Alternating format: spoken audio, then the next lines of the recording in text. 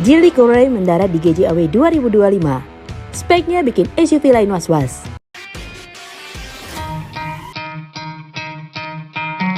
Geely datang membawa kejutan besar di Gaikindo Jakarta Auto Week 2025. Untuk pertama kalinya, mereka memamerkan Geely Coray, SUV kompak yang langsung mencuri perhatian sebagai tamu spesial di booth Geely. Kehadirannya mempertegas sinyal bahwa Geely semakin serius membangun lini produk yang lengkap dan kompetitif untuk pasar Indonesia. Selama ini, portofolio Geely di tanah air memang lebih dikenal lewat jajaran elektrifikasi seperti X2 dan X5 yang full listrik, serta Style MI yang mengusung teknologi PHEV. Padahal secara global, Geely memiliki deretan model yang jauh lebih luas, baik elektrifikasi maupun S konvensional. Salah satu yang paling populer adalah Geely Coray, SUV kompak yang sukses di berbagai negara. Model ini sudah dipasarkan di Filipina dan juga hadir di Malaysia sebagai Proton X50 yang selama ini dikenal punya value for money tinggi dan teknologi yang gak kalah dari rival Jepang maupun Korea. Unit Coray yang dipamerkan di GJAW 2025 sendiri masih menggunakan konfigurasi setir kiri, menandakan bahwa model yang dibawa adalah unit global yang belum disesuaikan untuk pasar setir kanan. Ini cukup wajar, karena hingga saat ini Geely memang menjual Coray di negara-negara setir kiri seperti Filipina. Namun peluang Coray hadir sebagai model setir kanan tetap sangat terbuka. Pasalnya, platform yang sama sudah digunakan untuk memproduksi Proton X50 di Malaysia, sehingga secara teknis Geely bisa menghadirkan versi setir kanan kapan saja jika mereka memutuskan untuk memasukkannya ke Indonesia. Apakah Coray akan menjadi kandidat kuat SUV kompak Geely berikutnya untuk Indonesia? Jawabannya akan semakin jelas kalau kita bongkar satu persatu desain, fitur, performa, dan potensi harganya. Jadi, tonton pembahasan ini sampai habis, karena ada banyak detail penting yang bakal bikin kita semakin penasaran dengan masa depan Geely di Indonesia.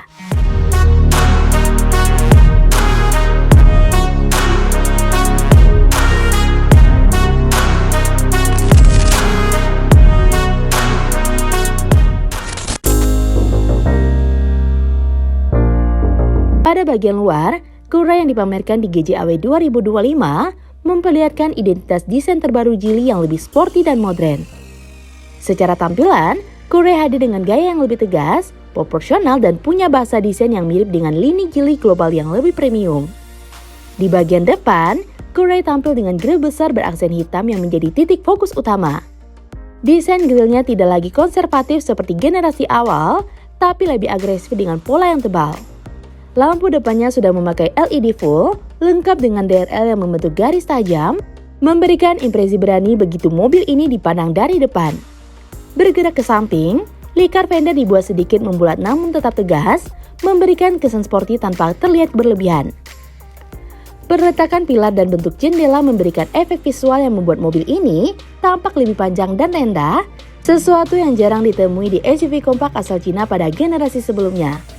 Sementara itu, penggunaan pelek desain dual tone membuat tampilannya semakin kekinian. Bagian belakang juga tidak kalah menarik. Lampu rem LED dengan desain horizontal membuat tampilan buritan terlihat lebar dan mantap. Bumper belakang diberi aksen granit hitam dan silver untuk memperkuat karakter sporty. Desain spoiler yang cukup besar menambah kesan agresif dan memberikan nuansa khas SUV anak muda urban. Secara keseluruhan, bagian belakang Coray terasa solid dan proporsional, tidak ada elemen yang terasa berlebihan.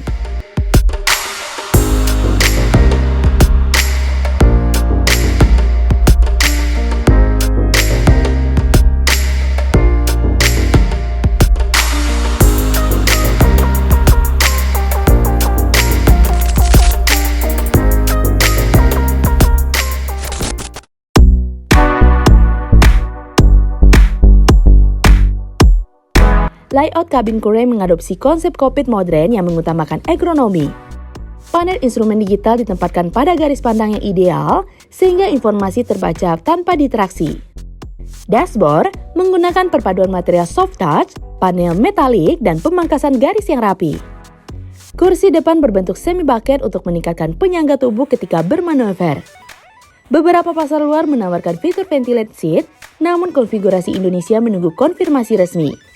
Desain kursi belakang memberikan ruang kaki dan kepala yang memadai untuk 5 penumpang berkat wheelbase yang proporsional. Lipatan kursi belakang dapat menambah kapasitas bagasi secara signifikan tanpa mengorbankan bentuk ruang. Fitur kenyamanan lain meliputi panoramic sunroof pada varian tertentu, port pengisian daya cepat, dan sistem infotainment yang mendukung beragam konektivitas.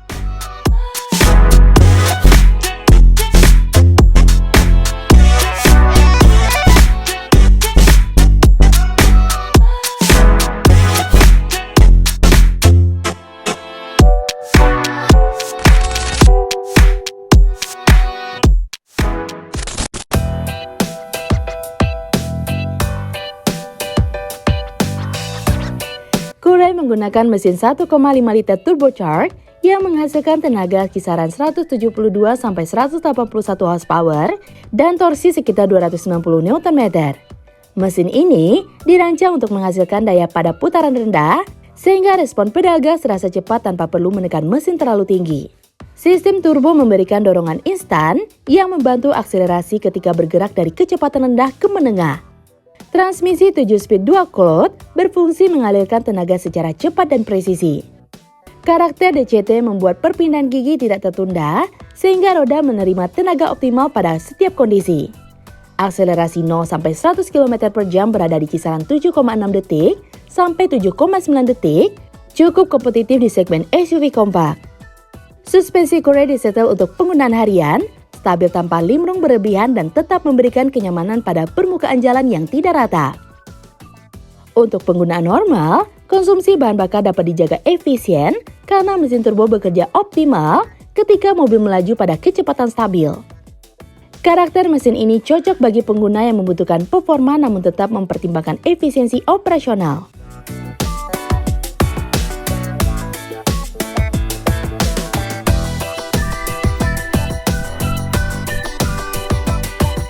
Belum ada harga resmi untuk pasar Indonesia.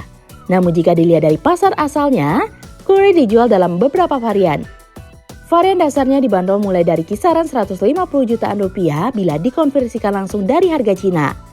Sementara varian menengah hingga tertinggi berada di kisaran 200 jutaan sampai 220 jutaan rupiah, tergantung fitur dan konfigurasi transmisinya.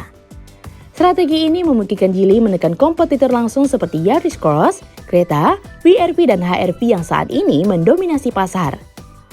Jika mengikuti pola harga global, Kourai dapat masuk dengan posisi yang lebih menarik karena menawarkan performa turbo dan fitur interior yang umumnya berada di kelas lebih atas.